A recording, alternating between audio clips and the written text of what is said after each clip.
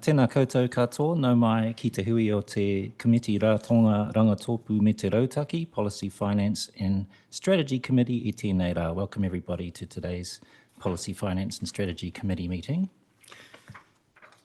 First item on the agenda is for everyone to please remind themselves of the emergency procedures which are up on the screen there.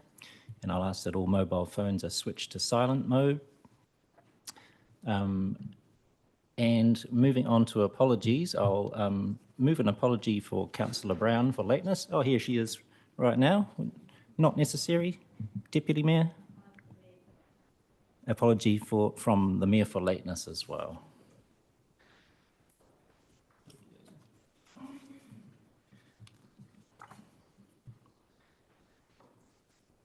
Just in terms of our opening formalities, karakia tīmatanga is shown on the screen. Please feel free to join in, me karakia tātou. Whakatake te hau ki te uru, whakatake te hau ki te tonga. Kia mā kina kina ki uta, kia mā taratara ki tai. E hi ki ana te ata kura, he tio, he huka, he hauhu, tihei Māori ora. All right. Now just moving into public comment, there are a couple of items of public comment, both from people who weren't able to be at the meeting today. Members have copies of both of those submissions in front of them, but I will read them out as well, just for people who are watching the meeting from home. So the first one is a written submission to the Finance and Policy Committee in lieu of a public presentation on behalf of Forest and Bird. Thank you for the opportunity to be heard. Forest and Bird is writing regarding today's agenda item, Hearing Subcommittee Recommendations 25 March 2024 on the proposed changes within the dog control bylaw. Forest and Bird wrote a written submission to the dog bylaw review and presented to the hearing on 25 March. Forest and Bird does not agree with several of the recommendations being presented today and would like to make the following statement.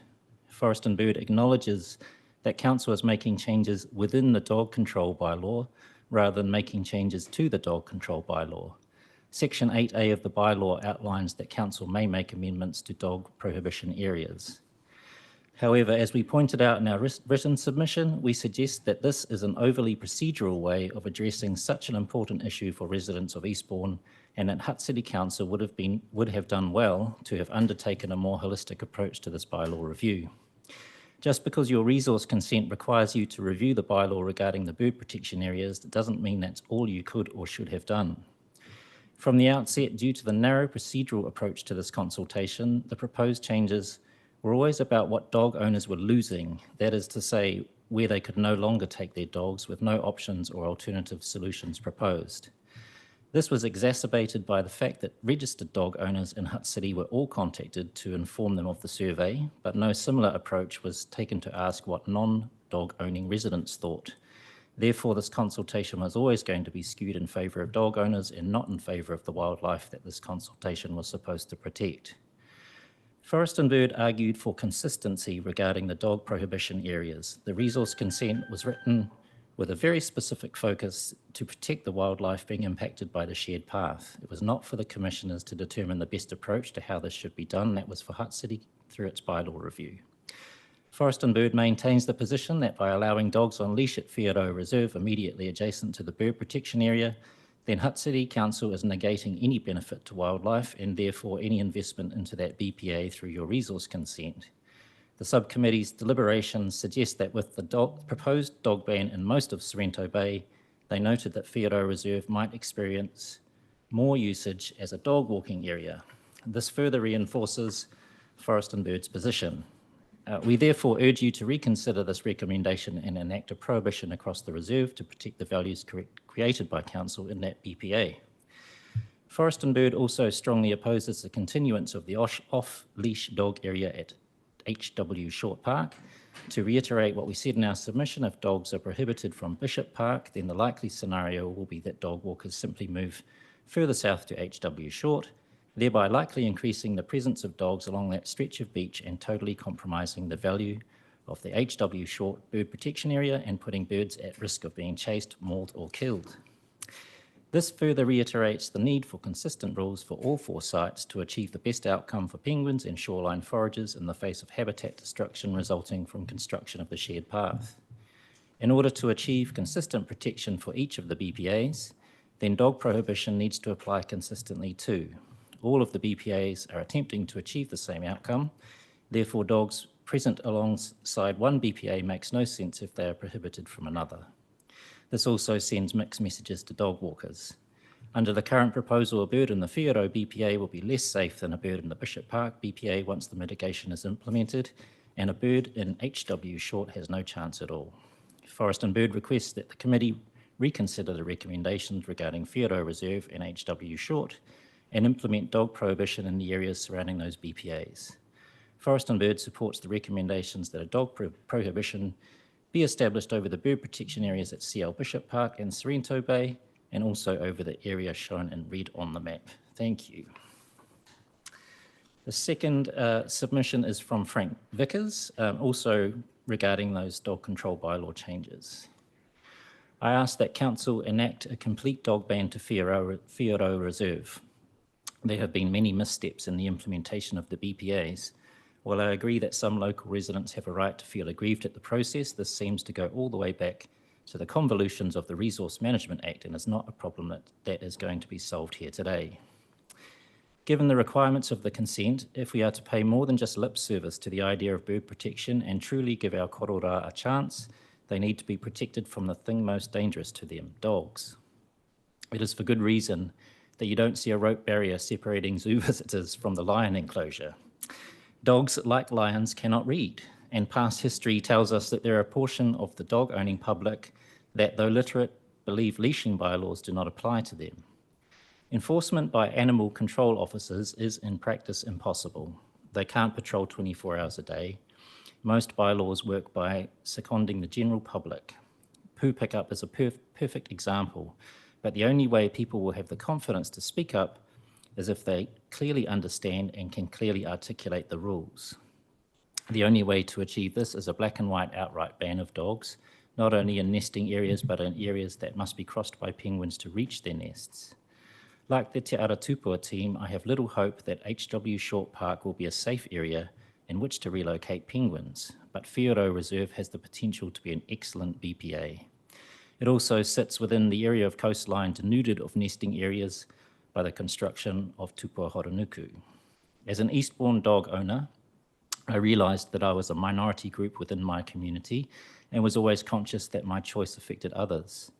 To have access to such a large and varied area in which to walk my dog was a privilege, but I never assumed it to be an unassailable right. Whai whakaro mō te korora, thank you. Okay, that moves us into conflict of interest declarations. I call on members to declare any conflicts of interest that they may have in relation to the items on the agenda. Are there any conflicts of interest to be declared?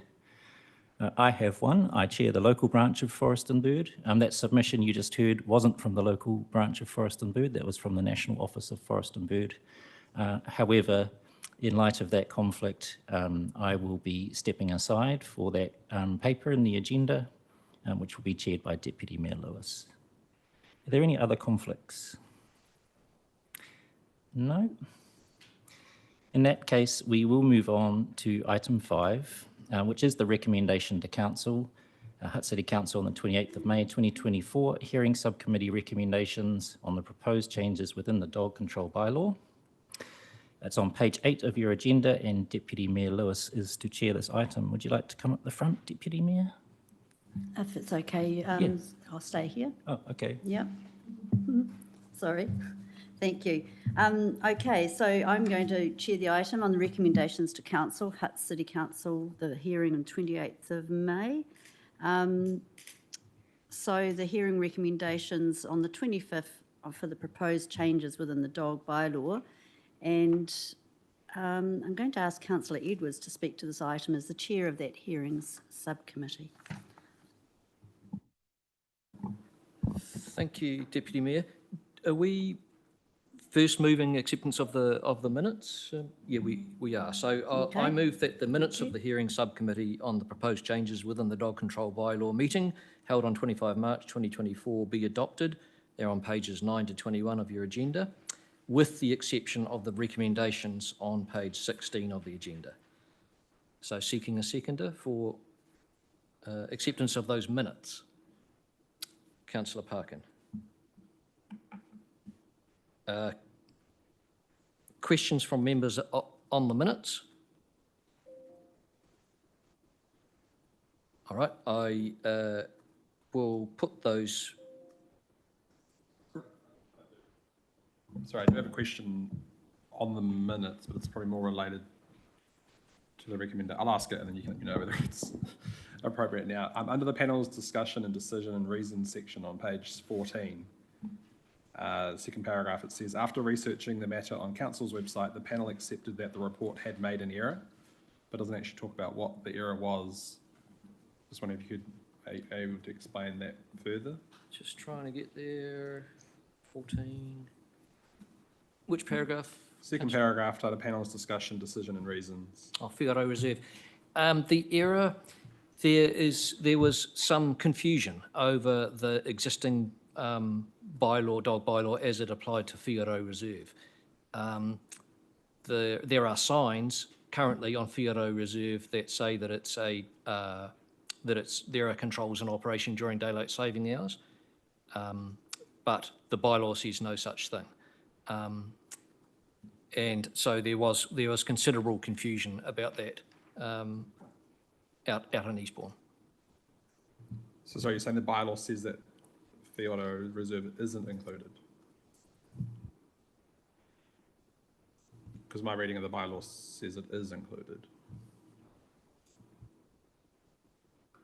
I'm trying to remember the difference too. There is a discrepancy between what our bylaw says and what signs on Whigaro Reserve say. So either our bylaw says, daylight savings, you can't have dogs on there, or the signs do. Yeah. One or other of them is wrong. The bylaw says beaches of Eastbourne where there are signs prohibiting dogs between 9 a.m. and 8 p.m. during daylight savings time each year. These include picnic and leisure areas of Point Howard, Sorrento Bay, Lowry Bay, York Bay, Mahina Bay, Days Bay, Rona Bay, Robinson Bay, and then the map clearly shows all of Whigaro. In that case, that's not what signs on the actual reserve say, and that was where the confusion was. Right. It kind of irons itself out, that problem, with our recommendations that you shortly be discussing.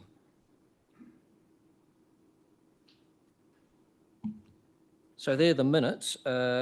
If there are no more questions, perhaps I should put that motion that we accept the minutes. All those in favour, please say aye. Against? Declare that carried.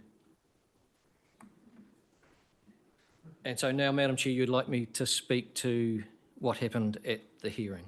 Thank you very much. So you've got the papers in front of me, but hopefully I can sort of maybe summarise what the big things in front of us were.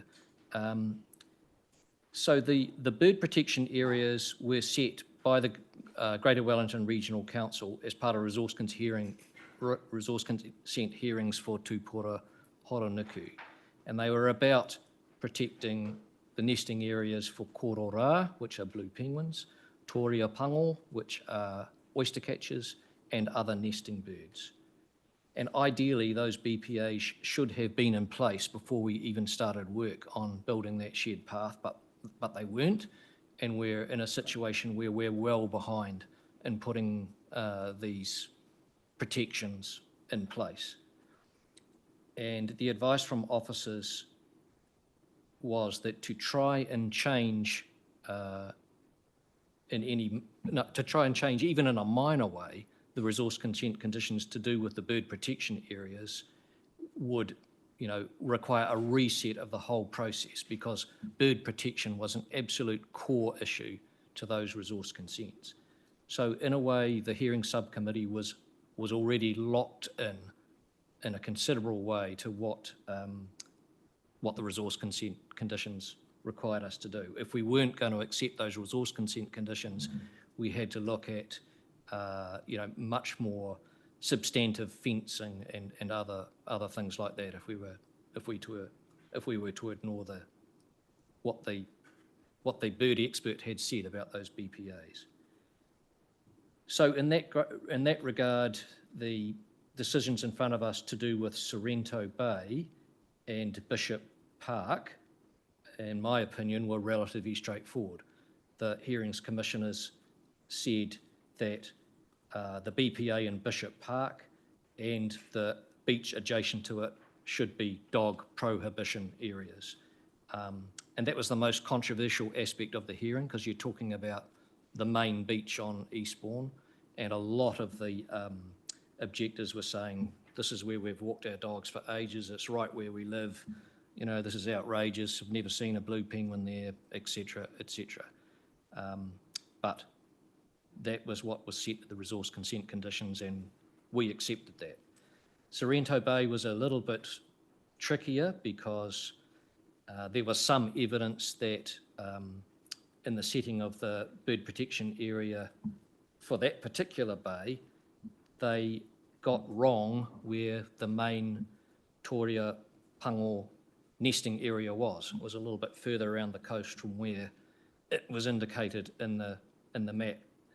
And we tried to see whether the little sandy beach on Sorrento Bay, given the fact that the birds tended to nest around the rocky coast, could be left as a dog walking area with controls. But again, we knew if you started messing around with the resource consent conditions and BPAs as set out in that decision, you are opening a can of worms and possibly resetting the hearing. So we also prohibited dogs at all times on Sorrento Bay. And that left us with Whiaro Reserve and HW Short Park. And in my notes, it tells me that at Whiaro Reserve currently, the dogs are allowed on leash at any time. So there was no enforcement of that, what was actually in our dog bylaw, that there are controls during daylight saving hours.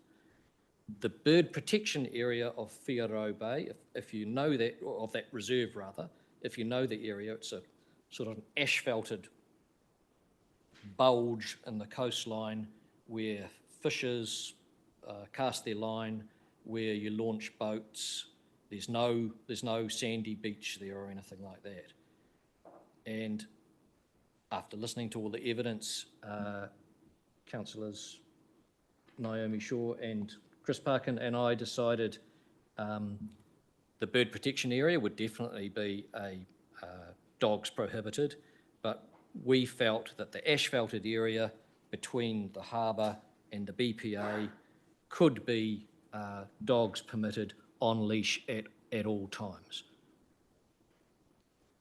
And our reasoning not to apply sort of the daylight saving restrictions was that this was not a beach where it's not a beach where people rolled out towels and had picnics and would be annoyed by dogs being there during those warm summer periods.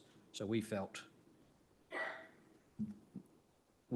dogs on leash could be appropriate. At HW Short Park, the resource consent condition was that there would be a bird protection area adjacent to that park, but no further restrictions were suggested. And given that we had just decided that Bishop Park and Beach, the main area where people are walking their dogs, would be a total dog prohibition area, we thought as a compromise, and having heard from more than a few Eastbourne residents that they appreciated the beach as a place near their homes where they and their dogs could walk, we recommended that beach adjacent to HW Short Park continue, as it currently is, as a dog exercise area where dogs under control could be off leash. That's probably where I could stop, but happy to answer any questions. There are maps available that Jack is able to put up on the screen if you want to have a look at those individual bays.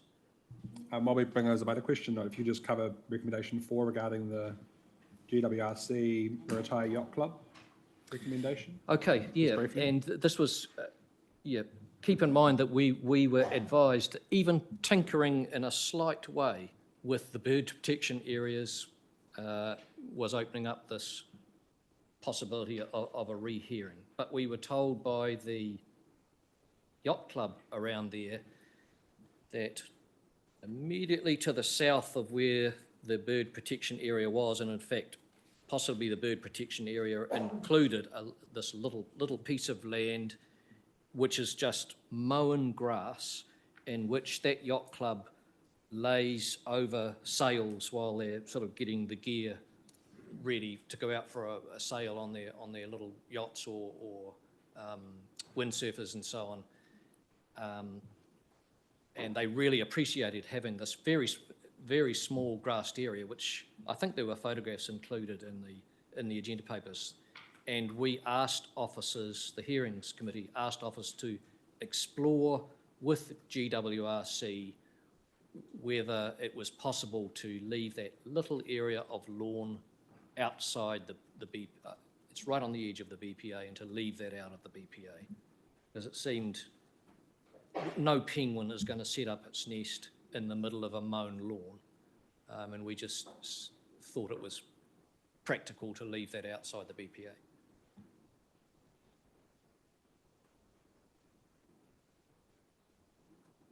Are there any further questions? Councillor Brown.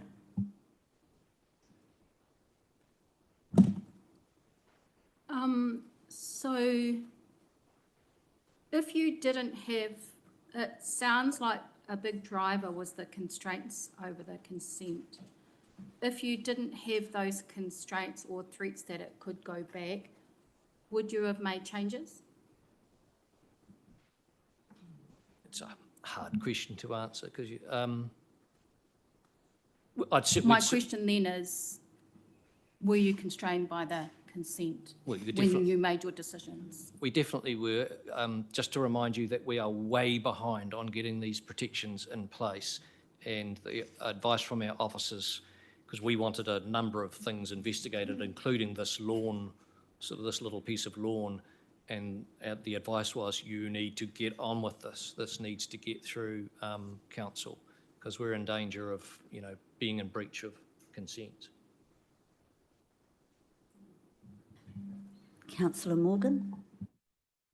Kia ora, could we please see the maps, if that would be all right at this point, so that might produce some more questions? Thanks. Could I just say, in reference to the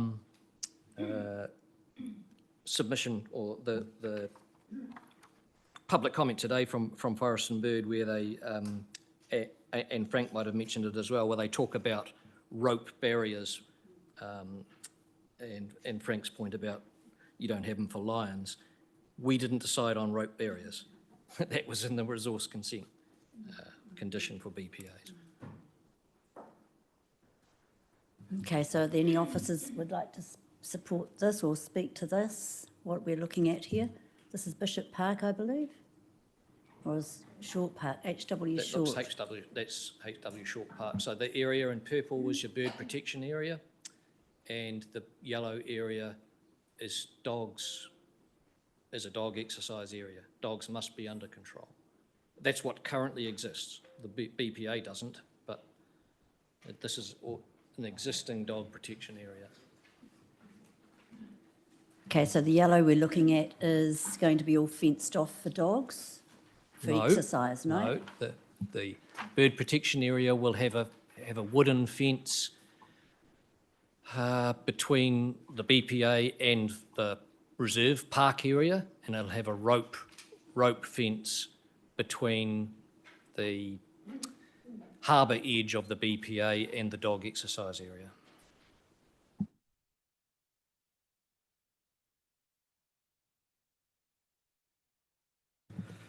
Thanks, Councillor Edwards. I suppose my question is more of a broader one. You're confident the process that we've run has given the community their opportunity to submit, and the panel was able to listen and influence the matters it could, in taking that feedback into account in what's produced here in front of us to either accept or reject. I do, and in the end, it became, for me anyway, it became a matter of balancing both the feedback that had come through the consultation process and those who turned up to make a submission to the hearing, and we were trying to balance the desire to, provide a protected area for korora and the other nesting birds, and quite stringent submissions from residents that they wanted areas where they could walk their dogs. Okay, so today's not about going through this again, it's just that you're confident in the decision that you've made. Okay, You could, and to be fair, you could decide that the hearings committee is wrong and that Whioro Reserve should be, the asphalted part of it should be a dog prohibition area if you were so minded.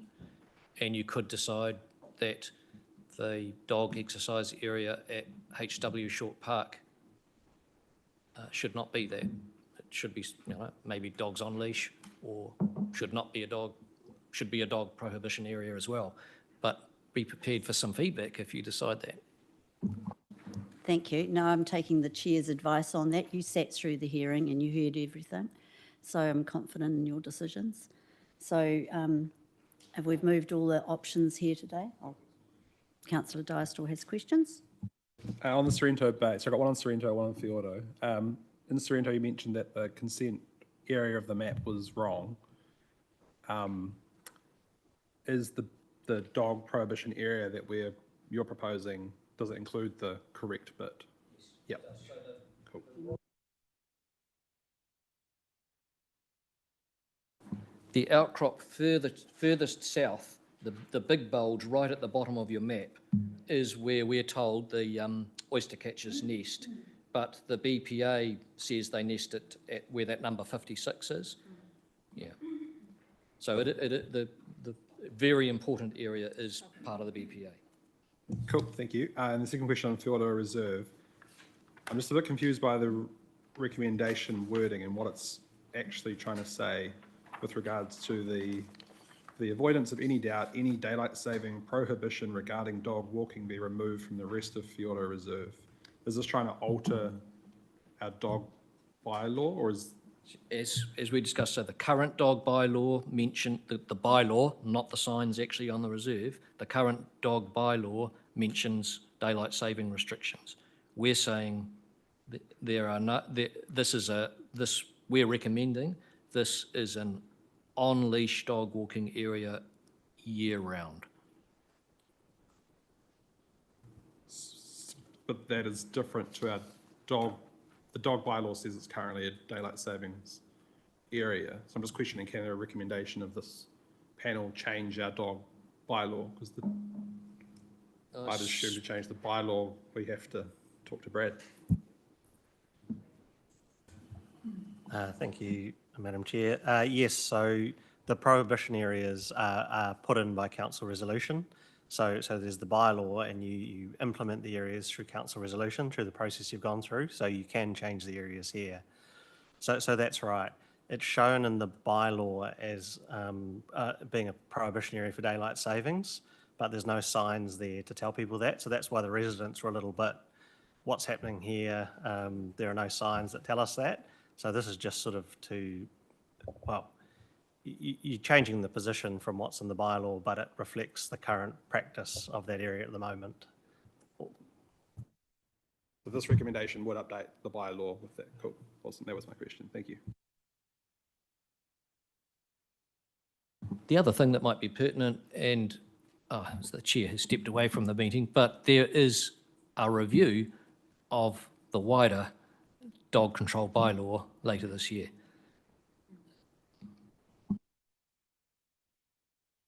Excellent. So we've heard everything. Everyone's asked their questions. So we're going to be moving these minutes, and I think going to ask them to be brought up on the screen.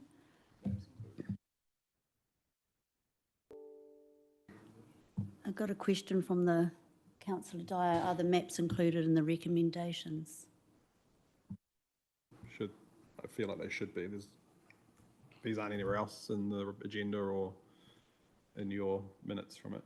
And these clearly show where the dog, these clearly show where the dog prohibition areas are. I just wonder whether there's a sixth recommendation that says, like, it talks about the maps attached on page 12 and page 13 of another agenda, but this pack here clearly shows where the 5 areas are. I just wonder whether we can somehow get this into the recommendations.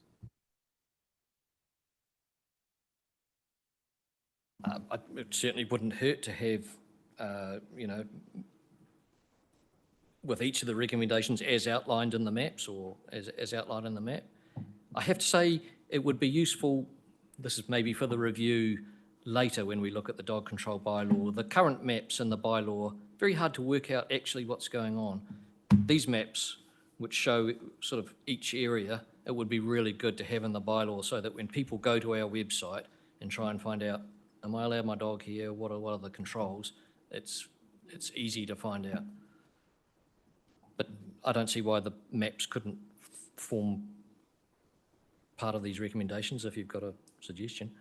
Madam Chair, if I can also point out that whilst here you're doing the business of either accepting or amending or rejecting the hearings committee's recommendations in relation to what the public see, we won't be asking them to find their way through documents and minutes. There will be something that says this is what happens and this is the area that it attaches to, that includes those maps, Councillor Dyer. So we're clear on that. The maps will be included when it all goes public. So we've got the recommendations up on screen. So we're recommending that, is this for you, Mr. Chair, to take through? That the subcommittee recommends that to the Policy and Finance Strategy Committee and Council that dog prohibition areas, 1, be established in the bird protection area at Hutt Reserve, and that avoidance of any doubt, any daylight saving prohibition regarding dog walking be removed from that rest of Hutt Reserve. 2, that dog prohibition area be established over the bird protection area at Sorrento Bay and also in the area shown in red on the map attached into the hearings minutes. And 3, that the dog prohibition area be established over the bird protection area at Bishop Park and also over the area shown in red on the maps, and instructs officers to explore with Greater Wellington Regional Council the potential to leave public access to a small area of lawn outside the Murataya Yacht Club. And finally, that a dog prohibition area be established over the bird protection area at HW Short Park. So those are the recommendations, and that we move all of those. Have a seconder. Pardon me? Dyer's happy to second. Is there any comment, any debate? Can I just say thank you to the panel? I think that you were in a pretty challenging situation with the parameters of this review and the dynamics of that and wider things being at play. But just thank you for your work on behalf of the council to get to this particular point. And I just want to agree with you, Councillor Edwards, around that wider review of the dog bylaw as an opportunity to look at things more holistically, as referenced in some of these submissions as well. Can I just check something with our officers? Because I'm taking up a point that Councillor Dyer has made before, and I want to be triple sure of this before we get into a situation where we have to revisit this matter. With recommendation 1, Brad, that means that daylight saving restrictions are removed from, we're not having daylight savings restrictions. So the underlying thing that it's an on leash at all times dog area, that's what's already in the, thank you. That's correct. I'm just making triple sure of that. Okay, we've all heard what we're supporting or declining. All those in favour say aye. Aye. All those against say no. I declare the motion carried. Councillor Mitchell, the chair is yours.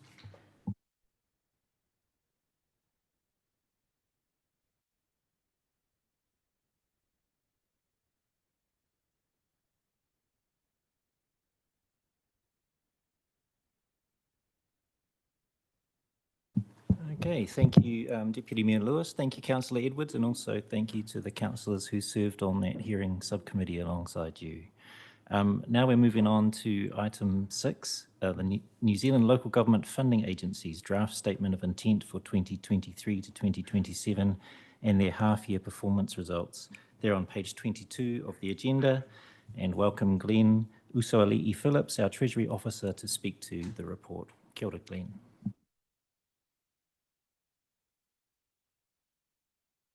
Sorry, Glenn, I don't think your mic's on there. It's the button on the right-hand side. Thank you very much. Thank you, Chair. Good afternoon, Mr Mayor, Deputy Councillors. So yes, as we're here to look at the draft statement of intent for the next 3 years from LGFA, also present the half-year performance report for them up to 31 December. And note in the recommendations that they have submitted their statement of intent. We do have the opportunity to review that, and officers are suggesting no changes to that draft SOI, and that we have noted and received the half-year report to 31 December. We sort of went through this report in quite a bit. I take this as being read, but we did go through it in a wee bit of detail in the draft hearing, draft meeting. Do we want to go through much detail, Chair, or? If there's anything you'd like to highlight in there, Glenn, please do. Just a few things that, firstly, that they, as a CCO to Council, the LGFA must deliver the SOI before 1st March each year, so I can confirm that it was received by officers within the timeframe required. Point 10. It's worth noting that the draft SOI makes a number of financial assumptions or forecast assumptions, and they're not anticipating any implications from the Three Waters Reform Program. Obviously, that has gone on hold under the national government for the time being, and the final SOI, they hope to be able to, they may have some updated information based on any developments that occur, but pending that, they're just going to have to go with their forecast assumptions until there's sort of some concrete direction out there for them to follow. I suppose the other highlights, profitability, they've made some good profits. They're forecasting that that's going to remain strong over the period of the SOI. That outstanding loans to local government are going to increase quite large increases over the next 3 years, obviously with what we're going through, infrastructure spending, etc., and that the shareholders' equity is going to also increase in line with that. LGFA does have a AAA credit rating, so very, very strong, and what you will find in line with the AAA credit rating is a lot of their forecasts and assumptions are very conservative. One question I do recall, Chair, that you did bring up in the draft agenda meeting was the over the CCOs who are in place and do borrow directly from LGFA.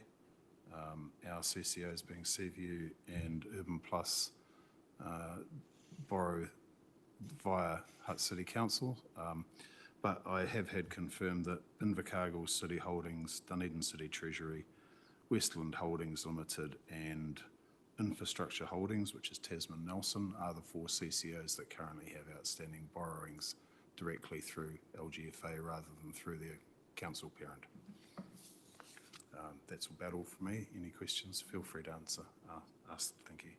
Yes, thank you, Glenn. He pātai tōna mema. Does any member have a question? No, very good. Well explained, Glenn. Thank you. In that case, I move the motion that the committee notes the Local Government Funding Agency LGFA Board has submitted their draft statement of intent for the 3 years 2024-25 to 2026-27 as attached as Appendix 2 to the report in accordance with the Local Government Act 2022. Secondly, notes that officers do not have any suggested changes to the draft SOI And thirdly, notes and receives the LGFA half-year report to 31 December 2023, attached as Appendix 4 to the report. Do I have a seconder? Thank you, Councillor Stellinger. Is there any debate? Any comments? No. In that case, I put the motion, which has been moved and seconded. Those in favour, please say aye. Aye. Any opposed, please say no. Ka whakapuaki au kua mana te mōtini, I declare the motion carried. Moving on to item number 7, the public consultation on the control of alcohol in public places bylaw. That's page 59 of your agenda. And I'll invite Angela Gordon, Senior Policy Advisor, to speak to the report. Richard Hardy as well. Kia ora.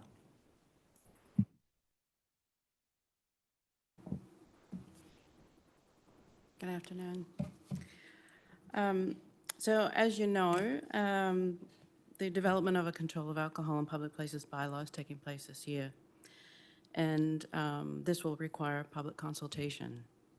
The bylaw outlines alcohol-free zones throughout Lower Hutt. It is enforced by the police. There are also 2 other reviews related to alcohol regulation taking place this year that also require public consultation. That's the alcohol policy, local alcohol policy, and the alcohol fees bylaw. These 2 reviews fall under the responsibility of the Infrastructure and Regulatory Committee. But as each of these 3 cover an aspect of alcohol regulation, what we're seeking from you today is your approval for concurrent public consultation rather than going to the public 3 separate times. So the timeline proposed in Appendix 1 of the paper, which I believe is page 63, outlines the proposed concurrent consultation, which provides for clearer messaging to the public, avoids public consultation fatigue, and provides also for efficient engagement processes and submissions analysis. Thank you. Thank you very much, Angela. He pātai tōna mema. Does any member have a question? Councillor Brown.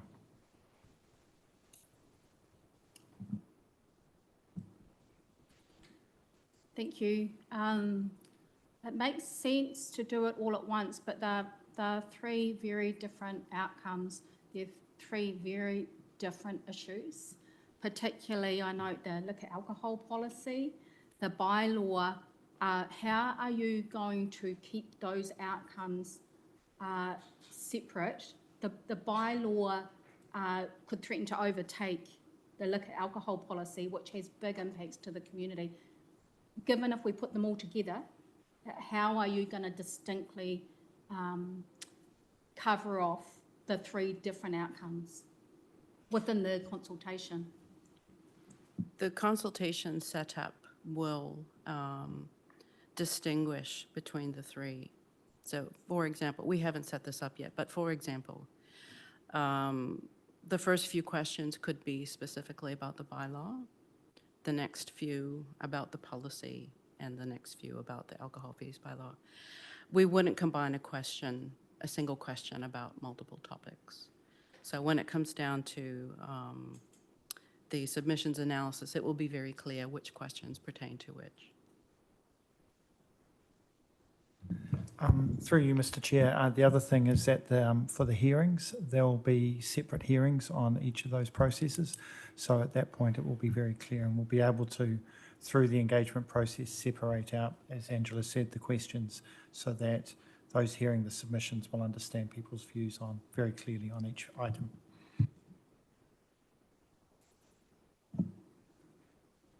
I can see the benefit of doing it. I have a concern that there's some little lines in there that have big impacts to the community, the caps on off licences. I'd hate for any of that to get lost because we've merged 3 distinct processes together. Thank you, Councillor. We'll take that on board and note that. And we will be coming back to you with the proposed engagement plan, so you'll have a chance to see that we've captured that. Deputy Mayor Lewis.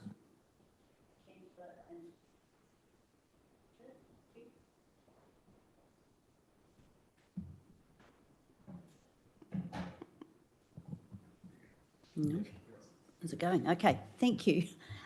Page 63, the timelines for alcohol-related bylaws and policies. Just looking at, you've mentioned there that there's evidence from police and public health is received. At what stage will the councillors get to read the evidence, please? That should be provided to you in July when you see the draft consultation process that we put in front of you. Okay, thank you. Councillor Dyer. I can definitely see the benefits of combining these three. I guess it's one beauty of being 3 years overdue with the bylaw, as it now coincides with these other reviews. I was wondering, is there a way that we could have sort of one hearing process where people can come to the table and share their thoughts, and it would kind of cover all three bases? But hearing Councillor Brown, your conversation earlier, just wondering if that was a consideration. I'm just thinking of groups or individuals that are coming to talk about alcohol-related harm. They will want to engage in all three processes, which means they'll have to come in to hear 3 times and make the same submission to the same people to hopefully get the same or similar outcome. I just wonder if it was a consideration of delegating the hearings to one group to hear it all. We would be separating the subcommittee hearings and making it clear that they would have to come for each. I don't think at the moment we've made any consideration for allowing a single group or person to come to speak on all 3 at a single committee hearing. Again, through you, Mr. Chair, we have yet to actually finalise the engagement process, but part of this coming to you today is to hear these comments. We'll give some very careful feedback, consideration as to how for some of those groups who do want to speak across all 3, they might be able to do that. But I think, as you noted, Councillor Brown's point, each of these processes deal with very specific issues, and we need to make sure that those are clearly articulated. So we'll be seeking advice around the best way to do it. And certainly the idea at the moment is that with the consultation, they will have the opportunity in written submissions to be able to bring everything together, so they won't have to provide 3 separate submissions. Just following up on that last point, people may make a general submission. They may address points from 1 or 2 or 3 of these parts of the puzzle. Our officers then would see what they've talked about and make sure they're invited to come to currently the relevant hearings to discuss particular points and make it really clear to them where those points sit within that framework. That's right. I mean, a single written submission might cover all 3, but we would take the relevant comments for the analysis for whichever piece that we're working on. Yeah, it may cover 1, 2, or 3 of the pieces. So as long as it's clear to the submitter what they're coming to speak to, it maybe each of more than 1 hearings. I think that's really important.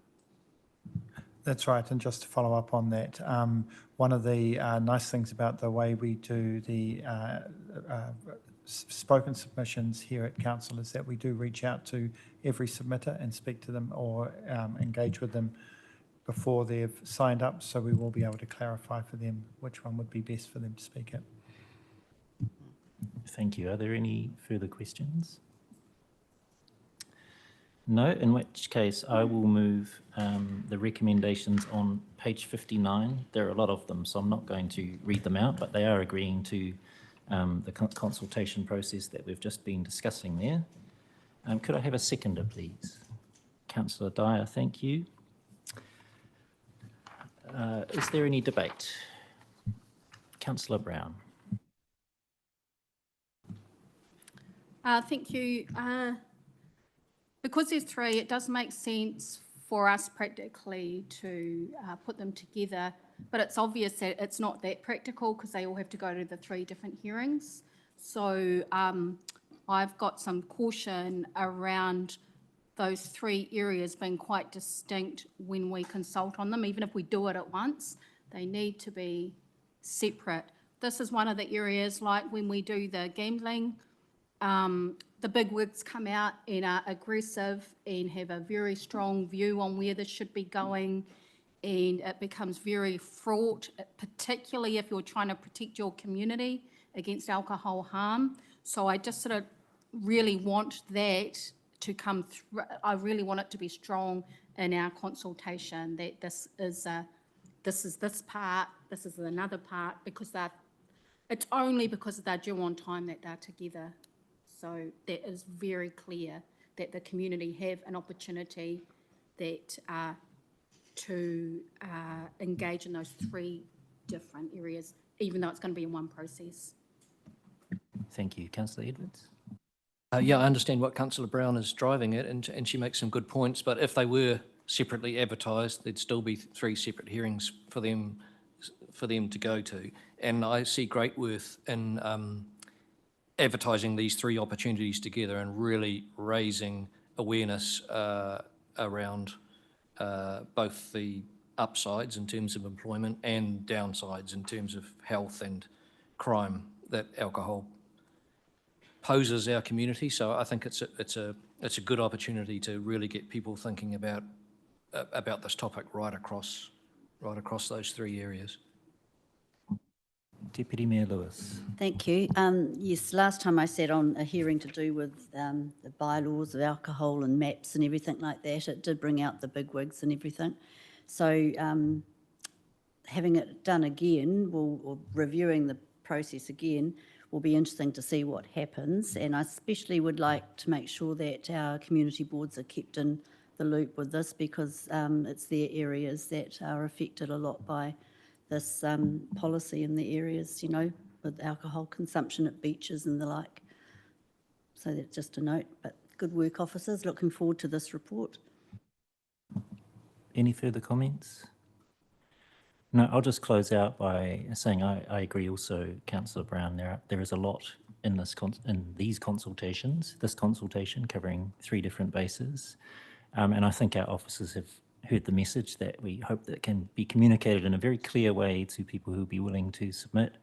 And of course, it's on us as elected members as well, including community boards, to really get alongside our communities and make sure they understand what's being discussed here. Each of those different elements, I've already had people contacting me about particular parts of it, but each of those different elements and how they can submit on all of them in one go.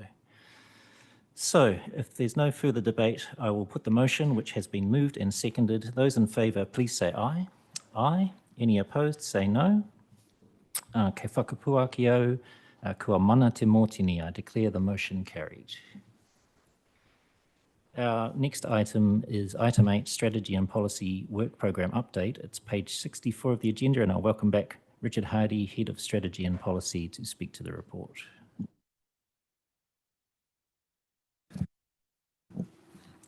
Kia ora koutou, Mr Chair and committee members. Thank you for this opportunity today to provide you with an update on the Strategy and Policy Work Programme through to the end of the year. We've also taken this opportunity to give you a 3-year view of our anticipated policy work to help the committee with forward planning and to understand what's coming up. Back in May 2023, you asked us to provide an annual update to the committee, and what we've done is provided you with the key pieces of work that we've delivered, and those are contained in Appendix 1. And we've also given you in this summary a view of our ongoing work program through to December 2024. And what I've done, I was asked to prepare some A3 versions in case that would be easier, so I'm just going to hand them out now. This is of Appendix 2 and 3. What you'll see and what's covered in the paper is in Table 1 is that we've prioritised this work by legislative drivers, by public interest, and by representational risk or reputational risk to the council. It does mean that we are working hard to get through everything, but there are some things that we've had to delay, and we've given you an indication of those in para 10 on page 66. The 3-year work program, which is Appendix 3 in the paper, and you've got that in the A3 as well. That notes the bylaws that are coming up, and these are very clear as they're driven by statutory timeframes, and we're working hard to make sure that we are preparing well in advance for all bylaw reviews so that we don't end up with lapsed bylaws. Policies and strategies are a slightly more difficult beast to deal with, and what we've provided is an indicative view of policies that are coming up for review over the next 3 years. This could change depending on council priorities and other things that come across. So just finally, in terms of our current work, work is underway, as you've just heard, on the alcohol policies and bylaws, and you will be receiving a paper on this shortly. We've started work on the parking strategy and the city strategy. These are under development, and we will be bringing those to the committee later this year. The other thing I'll note is that Appendix 2 and 3 highlight key items that will come to you as elected members. In parallel, we're undertaking a number of other projects, one of the most important of which is work to improve our systems and processes for policy development and management so that we are able to provide you with advice and with work that is timely in terms of key policy processes. Happy to take any questions. Thank you, Richard. He pātai tō ngā mema. Does any member have a question? Councillor Parkin. Kia ora. Just going through the bylaws, and sorry, I'm still learning all of them, but I'm struggling to find a smoke-free bylaw in there. Have I just missed it, or?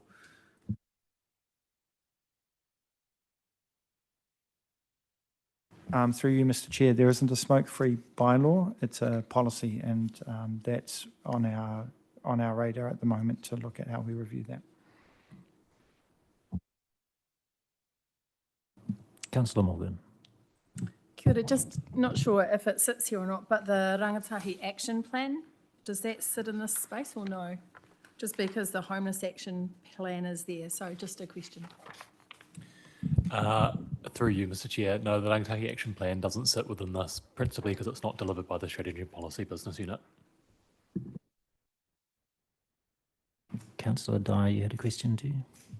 Yeah, for me, this dashboard's great, but there's a few things, I know we can't update it now, but a few things that I would like it to show. One would be when the hard deadlines are for some of these to be expiring, so we're not in a similar position as we are with the alcohol bylaw. Given these timeframes on the ones that are on the chart, are you confident that these will be renewing the bylaws in time before they expire for the ones that are shown in the table? Through you, Mr. Chair. Thank you, Councillor Dyer. It's a great question. What we are doing at the moment is updating the information that's available on the website and on our internal working dashboards so that we do have all those dates hardwired in. For the purposes of this, we just wanted to give you an indicative timeframe, but bylaws need a long lead-in time, and some more than others. So, and often they require us to work across other departments within the council. So we do have timelines laid out in our own working processes. We can look to find a way to perhaps be more specific about when it expires, but that is definitely something that we're very clear on. Through you, Mr. Chair, just wanted to add something to Richard's answer there, which is that this work program sort of outlines it in a dashboard way through the internal processes, particularly using our technology systems. We have now implemented for bylaws, for example, a process of automated and automatic reminders and reviews. What that means is that all of this information is, as Richard says, hardwired into the system, is notifying relevant staff and ensures that very early on, when work is required to start some 2 years out from a bylaw expiring, that is happening and is picked up by relevant teams. So it's supported by quite a comprehensive operational plan. Cool. It's great to hear that about the bylaws. Obviously, there are lots of policies and plans. I'm assuming that aren't part of that. Just the bylaws that are in that system. Yeah, that's right. Through you, Mr. Chair, the policies and plans have more flexibility in them. They have the review dates that are on our policies are guidelines only. It's council's prerogative to prioritise and dynamically manage those. So that needs to be done on the basis of resource prioritisation. So it may be that council is inclined to prioritise, for example, the development of a Otaki Māori strategy, and in which case, when things like that happen, we have to dynamically deprioritise other pieces of work. So it's not necessary to have those hard deadlines for policies and plans. We have to manage those dynamically. Cool, thank you. Yeah, totally understand that. I guess from my perspective, it's just really hard to have an oversight of all our plans, all our policies, all our bylaws, where they are in that time frame. Like I'm just looking at our website now, we've got a list of them all there. And some of these have extremely old review periods that we're decades out of from now, but until I've clicked on it now, I've had no oversight that this is decades old. Likewise with the alcohol bylaw, obviously the bylaws have been changed, but I've been on council since it expired and I didn't even know it expired. So it's good that the bylaws sound like they've got a bit more oversight, but from our point of view, we don't want to get sort of too much in the weeds with when this plan's coming, but just to know that, yep, we've got oversight over everything and know when the review periods are, and then giving us the opportunity to do that prioritisation process, I think would be really useful. Through you, Mr. Chair, just to round that out, I think the annual report back to this committee is going to help give you that forward planning, so you can now see what we're working on until December and what's coming up immediately on our radar. So we aim to keep the committee as informed as possible. I think the other thing that will help with this, previously, some time ago, I'd identified the need for a policy register that does all the things, Councillor Dyer, that you are identifying. The council had never had one. We put one in place, but it wasn't dynamic and it wasn't built into the system. So in effect, what the team before Richard arrived did was produced a policy diary, if you like, that data repository, but it was at a point in time. And what Jared and Richard are talking about here is we've moved a step forward now, whereas the policy register is dynamic, and you know, it's not at a point in time. It's there for all the time. You can't get away from it. And the reporting here should give you some of the transparency and accountability that you are quite rightly seeking. Thank you. We had a question from Councillor Brown and then Councillor Stallinger. Thank you. Yeah, it shows that how much work is on, and I get that it can't be a place and time because things come over the top from committee meeting to committee meeting, and then things change. The question, so I really like this. The question I've got is around the gambling venue and board venue policy. That's coming up at the same time. That same timing as the 3 alcohol policies. Is that going to be a separate consultation, or did you consider putting that one in with the other 3 big ones? Through you, Mr. Chair. So we're just in the development stage of planning for that one. It won't be brought together partly for the reasons that you articulated on the alcohol policy. We need to be able to, these are big public interest issues, and so we need to be able to make sure we're managing our consultation processes effectively, but also efficiently. So we'll be coming back to the committee with further information on that. Councillor Stallinger. Thank you. I want to congratulate you, Richard, and the team, all who've been involved in this. I think this is great to see. I get a lot of confidence from hearing about the processes that are still being enhanced further, following Councillor Dyer's question. I did have one question. It maybe more applies to the next agenda item, but it relates to this one, so I'll just ask it now. I can't recall the detail, but I remember early on in our traineum, there was like a setting of priorities for each committee. And I think the chairs and perhaps the deputies as well may have had some involvement in the setting of those. So my question really relates to, is there a point at which we look back at those priorities and compare it to our work programs and say, are we heading in that direction? Are we achieving the things we said is important for our committee? It's not to say I've got any issue with the priorities here, because I think that's a good process and I'm supportive of it, but that's really my question. I'm not sure whose it's perhaps for the chair or for the executives.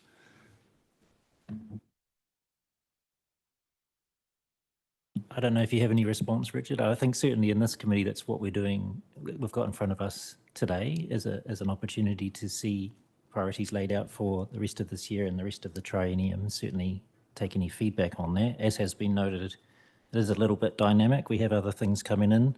from other committees, but also from central government has been mentioned as well. So it's certainly a living beast in this one, but if at any point you'd like to discuss priorities, certainly happy to do so.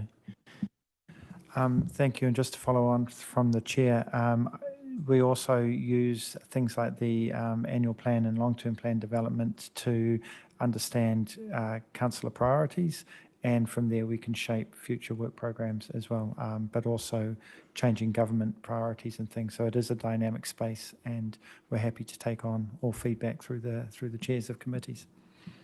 Through you, Mr. Chair, just one final thing to add is you'll see in the attachment to this paper, attachment 1, there's also a report back on what's been achieved in the last 12 months. So you can see in there at least 2 or 3 sort of priority pieces of work that have been requested by committee chairs and by committees themselves. For example, there's the Homelessness Strategy Action Plan review, which was done, which was a priority for elected members, as well as the development of Te Herenga Kārangi, the Māori strategy, which is also a priority for the Community Culture and Partnership Committee. So we'll be doing that on an annual basis. We're also asking through this process to consider obviously the work program for the year ahead. And it's the opportunity for elected members to consider what officers have understood to be the prioritisation in that list. And if there's anything that is missing from elected members' perspective, we'd really be interested in understanding what that is and how we can manage that in a resource neutral way. Did you have another question, Councillor Stallinger? No, you didn't. Councillor Dyer then, thank you. Kia ora, last one from me. In the next paper, the Forward Work Programme, there's 3 bylaws in there that aren't in this paper. Does that mean that we're not going to get to those this training? It's the Speed Management Bylaw, Illegal Street Racing Bylaw, and Freedom Camping Bylaw are all in the Forward Work Programme with pending ticks, but aren't in this appendix. Because of other priorities, they're not on our program at the moment, but we'll take that away and look at those and be able to update on when they're coming up. Okay, if there's no further questions, I will move the motion. It's on page 64 of your agenda. The recommendations that the committee, 1, notes the program of work that the Strategy and Policy Business Unit has delivered through to 1 May 2024. That's attached as Appendix 1 to the report. 2, notes the Strategy and Policy Forward Work Program for the period through to December 2024, attached as Appendix 2 to the report. 3, agrees the priority projects outlined in Table 1 contained within the report. And 4, notes the 3-year review of the Strategy and Policy Work Program attached as Appendix 3 to the report and provides any feedback to officers. Could I have a seconder for those recommendations, please? Thank you, Councillor Edwards. Is there any debate? No. In that case, I will put the motion. It's been moved and seconded. All those in favour, please say aye. Any opposed, say no. Kei whakapuakeo, kua mana te mōtini, I declare the motion carried. Our next paper, item number 9, the quarterly performance report, 1st of January to the 31st of March 2024. It's a supplementary agenda paper, and I'll invite Gemma Burse, Head of Enterprise Portfolio Management Office, to speak to her report. I believe there are probably other officers in the room who could answer some of your probing questions. Thank you, Gemma. Thank you. Kia ora, everyone. So as I'm presenting the Q3 performance report, which covers the period 1st of January to the 31st of March 2024. I'll draw your attention to the key highlights and challenges, which are outlined on pages 3 through 7. These touch on our progress towards the long-term plan, the district plan, news on our climate change and waste reduction initiatives, and some updates on our key major projects. You'll also find updates on our key strategic focus areas from page 8. And this touches on our progress towards our current long-term plan, some collaboration with our regional priorities, updates on our customer and regulatory services, and updates on our initiatives to improve customer experience. From page 22, you will find a breakdown of our non-financial KPIs. We have 86 indicators in total, of which we report on 51 each quarter. We report on 51 on a quarterly basis, and this quarter we achieved 61% of those targets, which was the same as Q2. As always, you will find the standard financial summary, and that's from page 40. And also, just a note that due to the publishing of the annual report, we won't be doing a separate quarter 4 performance report next quarter. Otherwise, officers are available for questions. Thank you, Gemma. He pātai tōna mema. Does any member have a question? I have a couple. I'll let Councillor Stellinger go first and then Councillor Edwards. Just a matter at a bit of a detailed level, I suppose, but I'll ask it just because I'm aware of our kind of health and safety responsibilities, I suppose. And it's to do with the NZ Post an agency agreement we have at one of our hubs. And my concern is just that I'm thinking back to years gone by that we had a security review at hubs when they were receiving a lot of cash. Now, these days it may be more FPOS, so not such a concern. And the health and safety of staff was quite an issue given events around the country sometimes when people are coming in for similar purposes. So, I'll cut to my question. Has there been a particular consideration given to the health and safety of staff at those premises, given the additional responsibilities? Through you, Chair. Yes, it was quite a rigorous application process for getting the New Zealand Post franchise into our hubs, and that was one of the key aspects was around safety, and involved both some physical changes to the setup of the counter and the area where it would be operating within the facility, but also training of staff. Our staff are also just generally trained around how to deal with any kind of event, antisocial behaviour, and also any kind of illegal activity. And so you've probably seen some of our reports that we have seen an increase of that kind of behaviour in our public spaces in general, just antisocial behaviour. And so it's something that we are increasingly needing to deal with and increasingly needing to train our staff around. But in terms of New Zealand Post, it's quite a rigorous process for having that put in. Councillor Edwards. I came at the New Zealand Post thing from a different angle. I thought it was really good news that it was a foot traffic generator, and I hope we've been gathering some sort of commission for doing that work on behalf of New Zealand Post. So can our other hubs and libraries do this? Yes, the opportunity came about because of the need in the community, and people had asked whether we could do that because they had lost a New Zealand Post office, and so it became because of the need, but it does generate a small profit. Yes, our other hubs could do it if the need was the same in those communities. It was a bit of a process to bring it in, so we wouldn't move quickly to do them all, but if there was a need in the community, we would look at that service and we'd look at other services as well.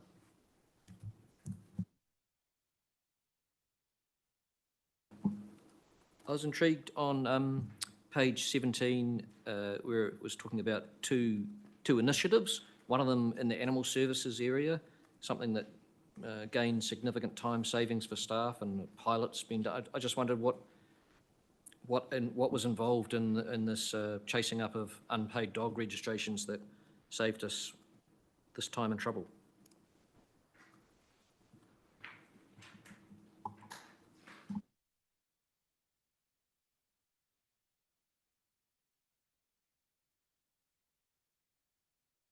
There wasn't room at the inn for me today. And you've asked me the question I haven't prepared for. So for one thing, we have got new staff in there who are very much more commercially oriented, and so see this as important that these debts are followed up. But it's also, we've introduced process improvements and IT systems which are helping us actually keep track of it better. So we hope to see in this next financial year, we're hoping to see much better rates of recovery.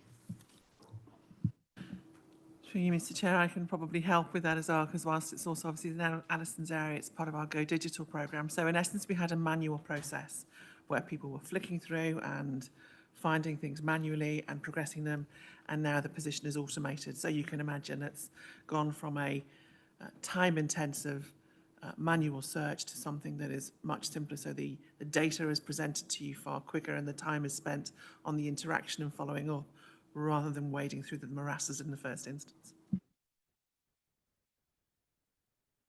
Are there any further questions? Councillor Dyer. Yeah, I've got a water supply question. We've never failed it, so I've never questioned what it even is, but the indicator is on page 27. I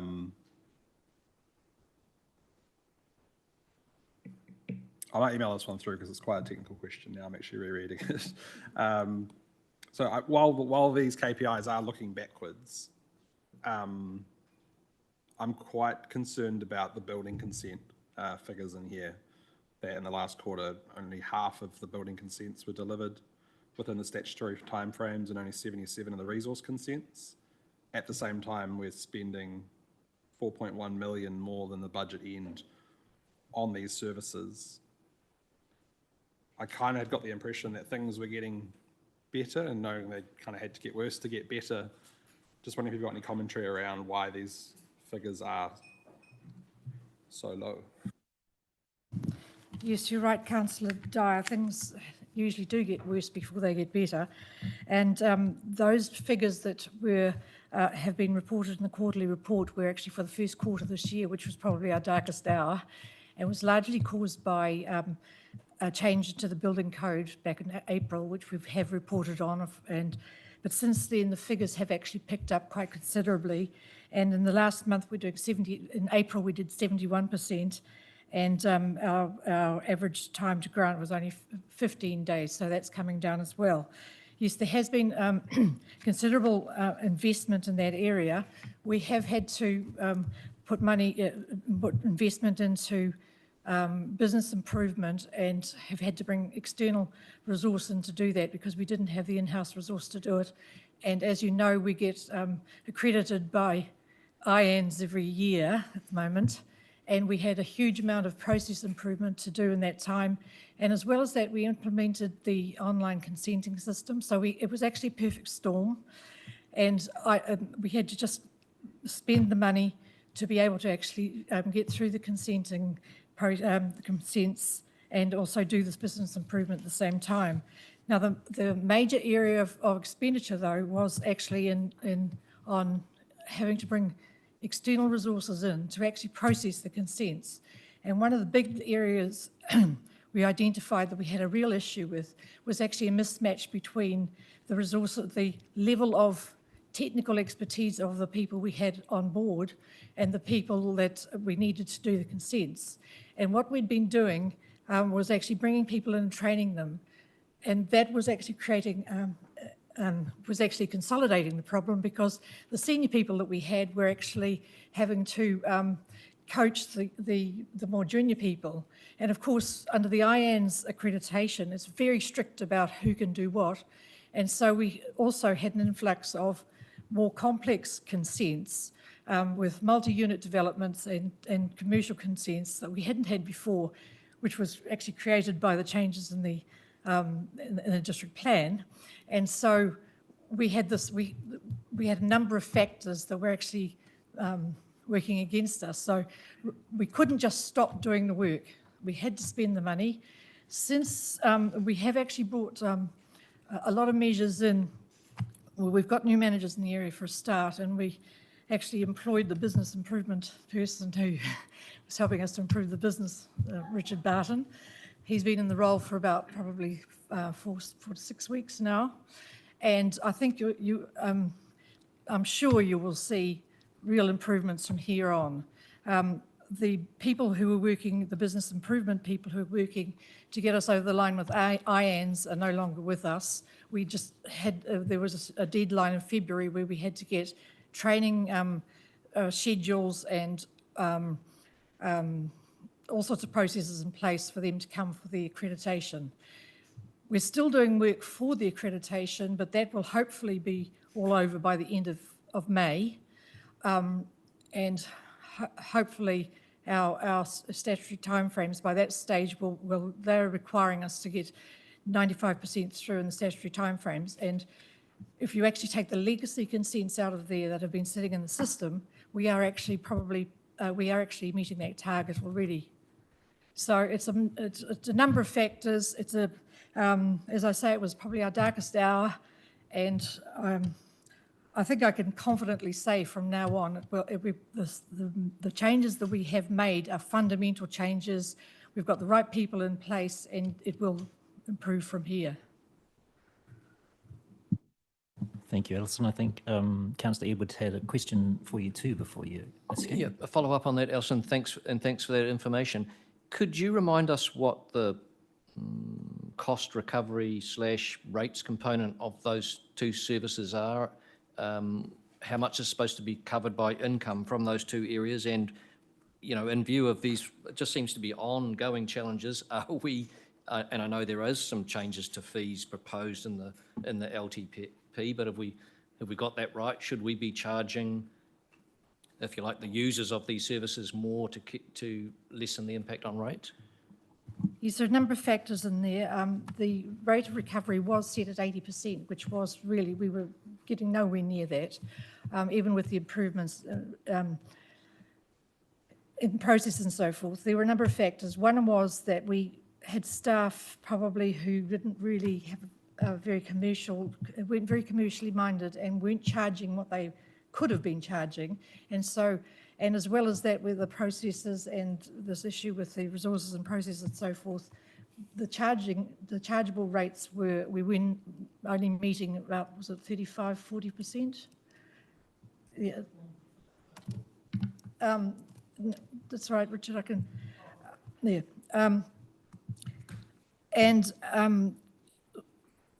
When we did an analysis of what we actually needed to cover to reach the public-private split, we found we were falling far short of it, and that is why we've recommended that the fees be raised in the LTP. So if the fees are raised to the level that we are recommending, we will probably be able to achieve that. But as well as that, in the financial policy, it has the limit, the 80% has been reduced to, I think, 69 to 80%. And that is achievable, but the 80 was, I think when things are working as they should, I think 80% is achievable. And we're working towards that. It's a little bit different resource consenting because there's a much higher public component in the resource consenting. But I think in building that 20% probably is realistic. But as well as that, we've not only have we been working to improve the consenting and the inspections, but also we've been focusing on what we call the TA area, the territorial authority part of it, which is the compliance schedules and the warrants of fitness and all of those things which we found which probably weren't being managed as they should be. And we've put a lot of resource into fixing that as well. So we've been in fix-up mode, and we're hoping that we will get over this issue. I mean, not hoping, we have things in place to get over this issue, and by the next financial year, Richard is assuring me that we will be balancing our budget. But of course, there are always things that come in from left field, it seems, to upset our plans. Thank you very much. Councillor Dyer. Thanks. Final one from me on page 53 under the balanced budget section. Just wondering, maybe, Jenny, if you're able to explain what exactly this table's showing us. I'm just a bit confused. Is the net operating the profit, or is it the net operating expenses? Because some of the variances being read makes it look like it's a bad thing, but then I'm not. If the net operating is showing we've actually made $14 million more profit than the budget, I wouldn't expect it to be in red, but yeah, I'm just a bit confused by it. Okay, so in our financial strategy, we've got a big focus on a balanced operating budget, and there's obviously a specific definition related to that. And so this page in the agenda is basically explaining how we're tracking against that target. So for the current financial year, the annual plan had a deficit on the balanced budget definition, so a $31.6 million deficit.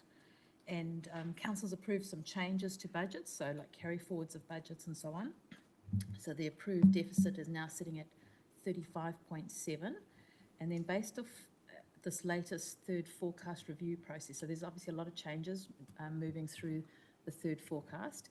And we are now forecasting that our balanced budget position is going to be a deficit of $29.7 million. So that's basically, you know, summary at a high level. In the year-to-date numbers, it is a bit confusing because it looks, you know, these positive numbers there. We do recognise all our revenue from rates up front at the beginning of the year. So that does make it look all positive. But as we spend through the year, those numbers become negative, if that makes sense. Does that answer your question? Yep, so I guess the headline thing is we were proposed to have a $35.7 million deficit. The forecast at this stage is not going to be as bad as that. It's 29.7. That's correct, yes, that's correct. And it's largely driven out of basically some works that have been deferred to next year, some operating program costs that are being pushed out to next year. That's kind of the biggest chunk of it. And there's obviously some ups and downs as well through that forecast review process. The balanced budget doesn't include all those capital subsidies, which show, you know, they're linked directly to capital subsidies, so they're not included in these calculations. Cool, thank you. I think I was getting a bit alarmed by the red circle, but it kind of sounds like it's a good news story and should maybe be green instead of red. Thank you. Thank you. I have a water question for Bruce.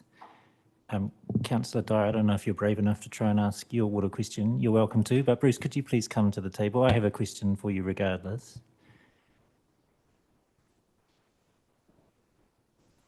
And it's to do with the commentary on page 8 about addressing the leaks backlog and our commitment in the long-term plan for additional funding of $2.8 million to address the leaks backlog.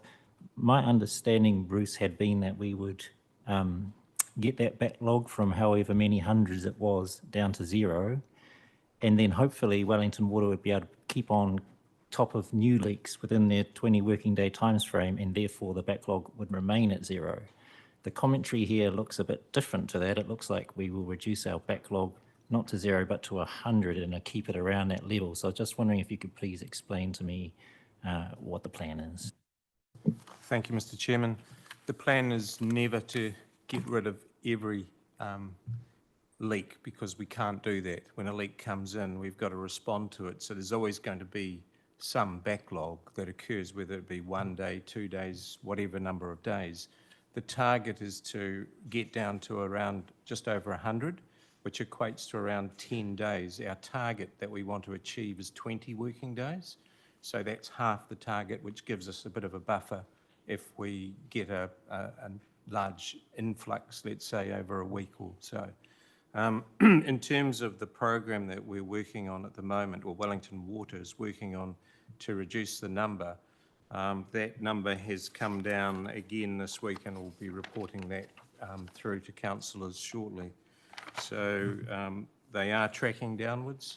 I think the number had come down to just over 500. So from 700 to down to 543, I think, from memory. Thank you. So just for clarity again, my understanding of a backlog being leaks older than the 20 days, that was wrong. We consider a backlog any reported leaks that are not yet fixed. In the context, I suppose, of this work that we're doing, the backlog is really anything that is over the 20 working days. But what we're aiming to do is to have no more than around 100, just over 100, which is about half of that time, 10 working days. Mayor Barry? Just to comment that when I moved this recommendation and all of our public communications on it was really clear that it was never to get to 0 and what Bruce has described. So, yeah, so I just want to make sure that we're all on the same page with that. Yeah, because that is my understanding of what Bruce has said. Thank you. And yeah, and it was just my understanding was that getting the backlog to 0 meant getting all the old ones cleared to 0, which I think is right. But just this term, the backlog, if we're using that to refer to not so old ones, then of course that's never going to get down to 0. Yeah, I understand that. Thank you for the explanation, Bruce. Councillor Dyer, are you going to try your question? You're going to submit it in writing. It's a year-to-date figure, which means it'll be another quarterly paper, and it might explain it there, so I'll go back and dig it up myself. Okay. Thank you, Bruce. Are there any further questions? No. Thank you to all of the officers for your answers there and for the data in the report as well. So I will move the motion. It's on page 2 of the supplementary agenda that the committee notes and receives the quarterly performance report for the period 1 July to 30 September 2023, attached as Appendix 1 to the report. Could I have a seconder for that, please? Deputy Mayor Lewis, thank you. Is there any debate? Councillor Dyer? Yeah, I feel I need to speak just because some of my questions, especially around the consenting areas, did seem a little bit negative, but they are a bit concerning. That there is so much good stuff in this report, and while it's easy to pull out a few things to question things, when you actually read the whole report from start to finish, it actually does show just how great our team is working. And I wish more people read these quarterly performance reports, and I wish we waved them a bit more and shared them online a bit more, because people never see this, and this is the good work that Council's doing. So yeah, thank you to the team. Thank you. We do share these reports on our website, so you're welcome to wave them around, Councillor Dyer, online if you would like to do so. But I completely agree. There's always so much good stuff in these reports. I mean, just looking at the first page of this report and the highlights there, really impressed by how much capacity we've added to stored water across our city by selling water tanks. I mean, there was a bit of a pressing need to do that over summer, but it's actually added to our emergency response really well. I picked up on the same thing as Councillor Edwards, that clearly the New Zealand Post Agency down in Petonia is actually bringing people through the doors, which is great to see. Also, things like Wainuiamata Pool having its highest one-day revenue ever, busy summer down at Wainuiamata Pool. So there's a lot of great stuff captured in these reports, I agree. So hopefully people who are listening online dig in and have a look there. So I would like to put the motion, which has been moved and second. All those in favour say aye. Aye. Any opposed say no. Ke whakapua ki au, kua mana te motini, I declare the motion carried. The next item, item 10, is an information item, Policy, Finance and Strategy Committee Forward Programme. It's on page 72 back in the full agenda. Just bring it up myself. He pātai tōna mema. Does any member have a question about the Forward Programme?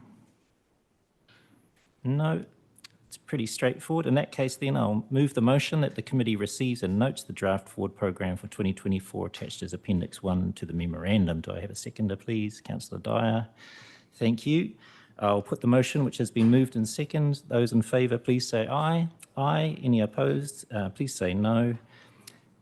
Ka whakapua ki au, kua mana te motini, I declare the motion carried. Item 11, questions. I have received no questions. Item 12, our closing karakia is there on the screen.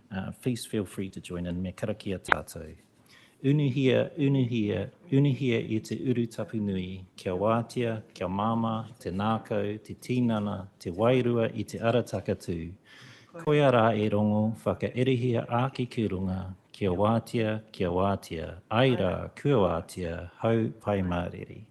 Tēnā kua mutu te hui, I declare the meeting closed at 3:35 p.m. Thank you.